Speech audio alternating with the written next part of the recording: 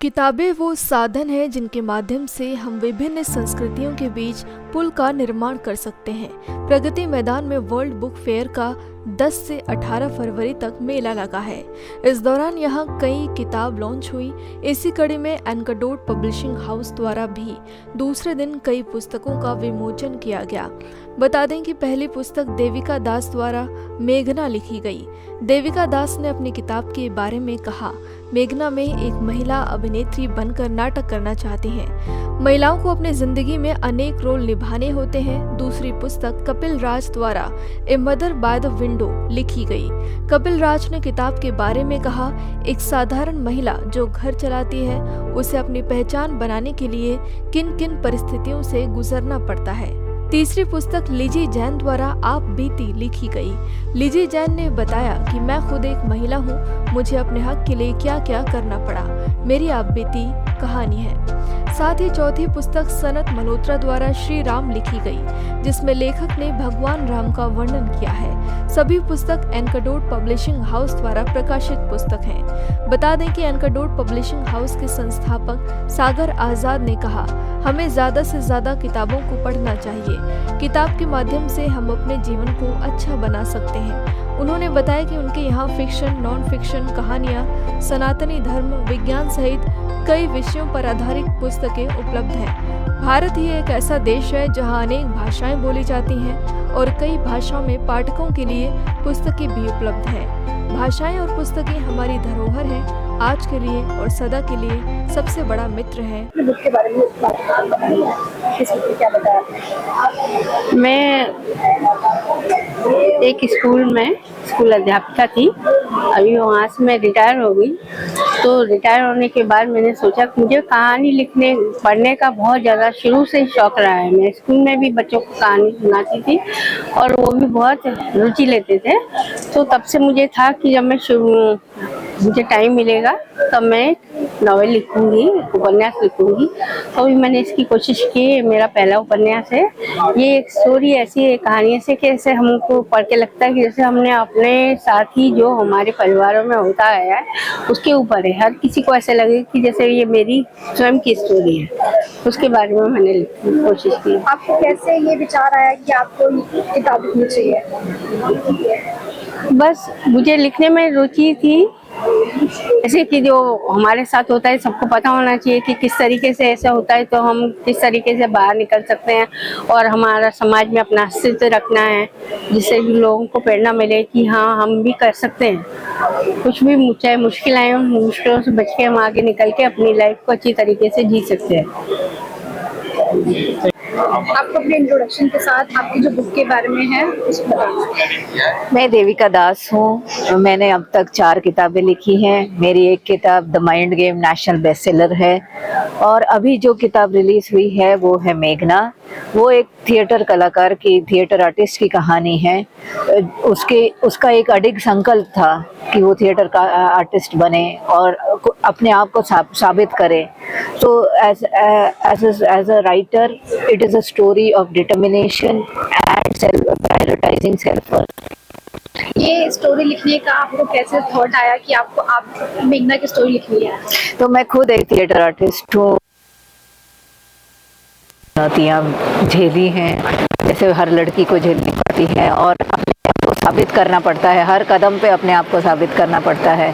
तो मुझे ये प्रेरणा मिली कि अगर मेरी सेंट्रल कैरेक्टर भी ऐसी रहे तो स्टोरी बहुत अच्छी लगेगी। और ये पहले भी पब्लिश हो चुकी है, पर ये अभी हमने कहानी बढ़ाई है। तो जब पहले पब्लिश हुई थी तो बहुत लोगों ने इसे सराहा था। बहुत लोगों को प्रेरणा मिली कि वो अपने संकल्प को जिए और अपने विशेष को पूरा करें। तो इसी से मेरे को अच्छा लगा कि ठीक है, मैं इसे थोड़ी सी बढ़ाऊं और इस कहानी को एक complete. Hi, I am Kapil Raj. I am an author plus a professional based out of Delhi NCR. And apart from my usual work, I write books. And today I'm going to release my 3rd book in Change Story series. In total, I have written 4 books. All the books are based on social topics, and they are kind of considered on, I believe in writing based activism. prison. So name of the book which I am releasing right now is A Mother by the Window. ये तीसरी book है change story series में, और इससे पहले कुरूपा अ gutter for life और release already हो चुके हैं। और मेरी पहली बुक एंडेवरर अ रेप स्टोरी मेरी पहली बुक रही है जो काफ़ी जिसको सराहना मिली थी। सो आज की अगर मैं बुक की बात करूं तो ये बहुत ही सिंपल स्टोरी है। It's related to a woman, an ordinary housewife जो घर पे काम करती है, लेकिन उसका एक सपना है कि दुनिया में उसकी शादी इतनी जल्दी हो गई कि उसका सपना है कि दुनिया में वो अपनी एक प्रेजेंस फील कराना चाहती है। तो और उसको लगता है कि सोशल मीडिया एक प्रेजेंस हो सकता है, तो वो एक इन्फ्लुएंसर बनना चाहती है। तो कैसे एक छोटा सा डिसीजन या उसकी जो चाहत है जो वो करना चाहती है, कैसे उसकी छोटी सी जिंदगी में एक भूकंप लेके आती है और उसकी कैसे रिलेशनशिप्स और सब कुछ चेंज होना शुरू हो जाते हैं। But the entire point of writing this story is कि how things which women feel they should be happy about are defined by society। और इसी पर्सपेक्टिव को लेते हुए इस बुक को रिलीज आज कर रहे हैं। आप एक मैन हैं लेकिन आपने एक विमेन की स्टोरी लिखी है, तो आपको ये आइडिया या आपने ये कैसे थॉट आया कि आपको वुमेन्स के एक नॉर्मली ऑर्डिनरी एक हाउसवाइफ की स्टोरी लिखी है? मेरी हर कहानी, चाहे कुरूपा हो, चाहे अ गटर फॉर लाइफ हो जो रिलीजन के बेस पर है, या ये a mother by the window है जिसमें एक मेन प्रोटैगनिस्ट एक फीमेल है, ये सारी कहानियां अगर आप देखें तो हमारी फैमिली, हमारे आसपास के लोग, आपको ये सारी कहानियां वहाँ मिलती हैं।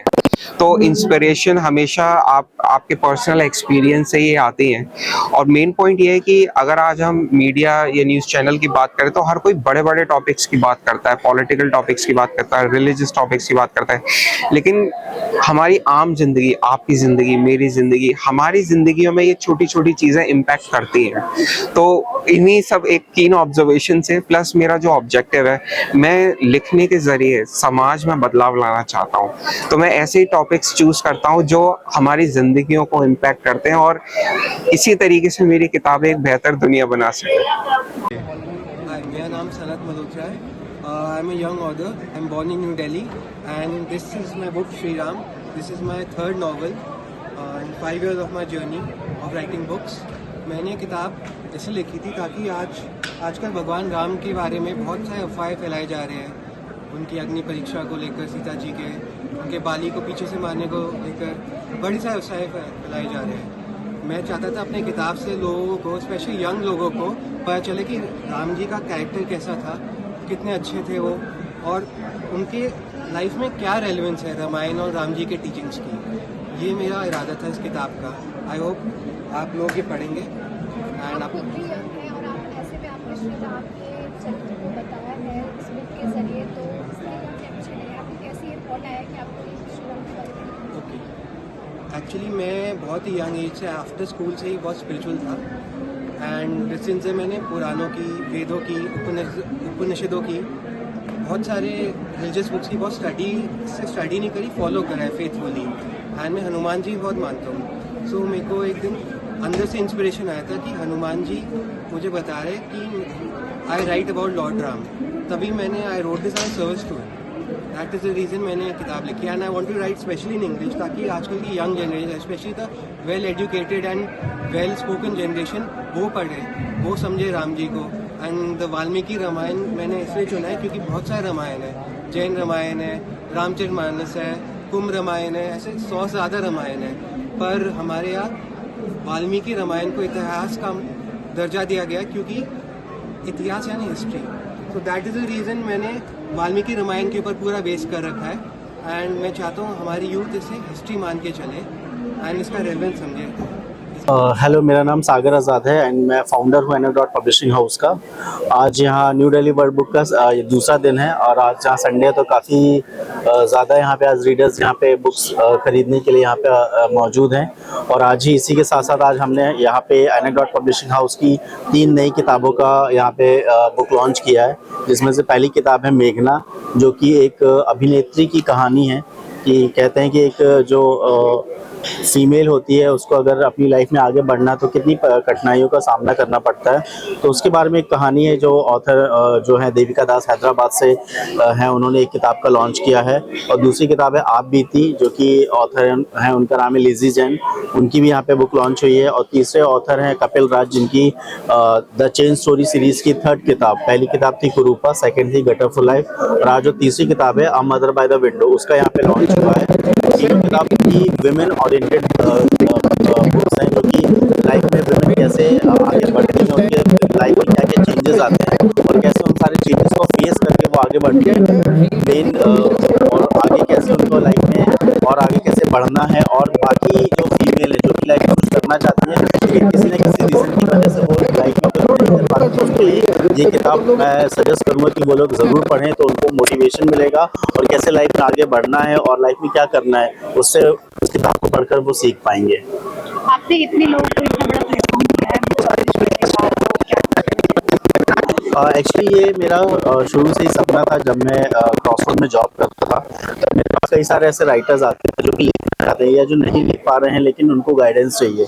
तो मैं ये सोचता था कि मैं ऐसा क्या करूं जिससे इन बडिंग ऑथर्स के लिए मैं कुछ कर पाऊं। तब मैंने अपनी जॉब को, अच्छी जॉब थी मेरी, ऐसा मैं क्रॉसरोड में मैनेजर था, लेकिन मुझे लगे कहीं ना कहीं ऐसे ऑथर्स के लिए एक प्लेटफॉर्म क्रिएट करना चाहिए। तब मैंने 2016 में अपनी जॉब को छोड़ के देन फिर अपनी ये ऑर्गेनाइजेशन बनाई और इसके थ्रू हमने जितने भी बडिंग ऑथर्स हैं इंडिया में और इंडिया के बाहर भी, उन सबको हमने एक प्लेटफॉर्म दिया। और आज मैं बहुत खुश हूँ कि मतलब इस प्लेटफॉर्म के जरिए हम बडिंग ऑथर्स को और ऐसे अच्छे ऑथर्स को जो कि इतना अच्छा लिखते हैं, और वुमेन ओरिएंटेड टॉपिक एक ऐसा टॉपिक है जो कि इंडिया में बहुत ही हॉट टॉपिक है, लेकिन फिर भी कहीं ना कहीं हम जानते तो हैं कि हाँ मतलब वुमेन के लिए हमें क्या करना है क्या नहीं करना है, लेकिन फिर भी कहीं ना कहीं हम देखते हैं कि उनके साथ कहीं ना कहीं गलत होता है, फैमिली में या बाहर कहीं भी। तो आज भी हमें मानसिकता ये दूर करने की ज़रूरत है कि हम कैसे जो भी वुमेन है उनकी हम रिस्पेक्ट करें, चाहे वो हमारी बहन हो, चाहे वो बाहर कोई एक औरत हो, या कोई भी अगर जहाँ हम काम कर रहे हैं वहाँ पे कोई फीमेल काम कर रही है, तो हमें सबकी रिस्पेक्ट करना चाहिए और उनको आदर के भाव से देखना चाहिए। और कहीं भी ऐसा गलत उनके साथ होता है तो उसके प्रति आवाज़ उठानी चाहिए।